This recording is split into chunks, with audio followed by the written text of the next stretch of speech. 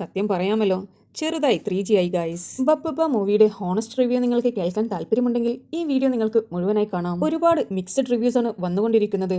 ചില ആളുകൾ വളരെ ഹൈപ്പ് കൊടുത്തും ചില ആളുകൾ വളരെ നെഗറ്റീവുമാണ് ഈ മൂവിയെക്കുറിച്ച് പറയുന്നത്. എന്നാൽ എൻ്റെ എക്സ്പീരിയൻസ് ഞാൻ നിങ്ങളുമായി ഷെയർ ചെയ്യാം. ഒരുപാട് ക്രൗഡോട് കൂടിയായിരുന്നു ഞാൻ ഇന്ന് ഈ മൂവി കണ്ടിരുന്നത്. എനിക്ക് ഇഷ്ടപ്പെട്ടോ എന്ന് ചോദിച്ചാൽ കുഴപ്പമില്ല എന്ന് മാത്രമേ പറയാൻ സാധിക്കുകയുള്ളൂ. ഒരുപാട് പോരായ്മകൾ സത്യം പറഞ്ഞാൽ ഈ മൂവിയിൽ എനിക്ക് തോന്നിയിട്ടുണ്ട്. എല്ലാവരുടെ ആക്ടിങ്ങും വളരെ ആർട്ടിഫിഷ്യലായിട്ടാണ് തോന്നിയിട്ടുള്ളത്. സത്യം പറഞ്ഞാൽ ഇതൊരു zero logic movie, only mass എന്ന് മാത്രം വിശേഷിപ്പിക്കാൻ പറ്റുന്ന ഒരു കംപ്ലീറ്റ് സ്പൂഫ് പടമാണ്.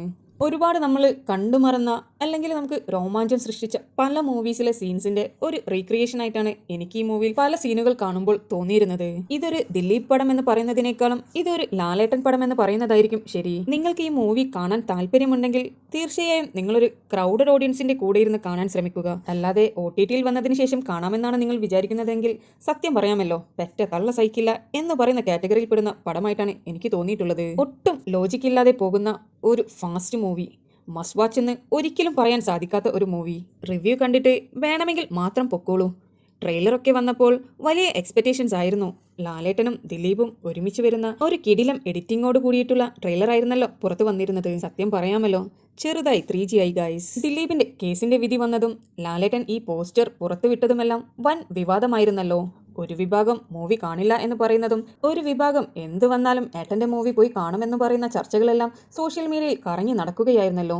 സത്യം പറയാമല്ലോ, ഞാൻ അവൾക്കൊപ്പം തന്നെയാണ് എന്ന് കരുതി ഞാൻ ദിലീപിന്റെ വിരോധിയുമല്ല.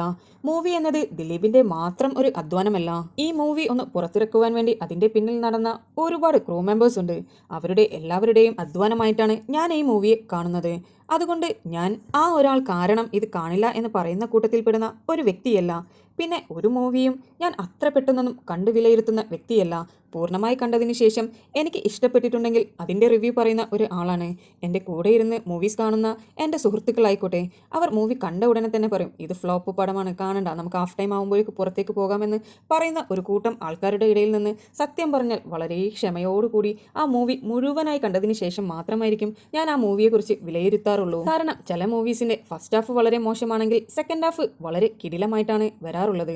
അതുകൊണ്ട് തന്നെ ഒരു മൂവി എന്ന് പറയുന്നത് തുടക്കം മുതൽ ഒടുക്കം വരെ കണ്ടതിന് ശേഷം അതിലെ സ്റ്റോറിയും അതിലുള്ള ആൾക്കാരുടെ അഭിനയവുമെല്ലാം വിലയിരുത്തിയതിന് ശേഷമാണ് എനിക്ക് ആ മൂവി ഇഷ്ടപ്പെട്ടോ ഇല്ലയോ എന്നുള്ളത് ഞാൻ നിങ്ങളിലേക്ക് അറിയിക്കുന്നത്. നിങ്ങൾക്ക് ഇതുപോലെ ഹോണസ്റ്റ് ആയിട്ടുള്ള റിവ്യൂ അറിയുവാൻ താല്പര്യമുണ്ടെങ്കിൽ എന്നെ സബ്സ്ക്രൈബ് ചെയ്ത് സപ്പോർട്ട് ചെയ്യുക. വീഡിയോ ഇഷ്ടപ്പെട്ടിട്ടുണ്ടെങ്കിൽ ഒരു ലൈക്ക് ചെയ്യുവാൻ മറക്കരുത്.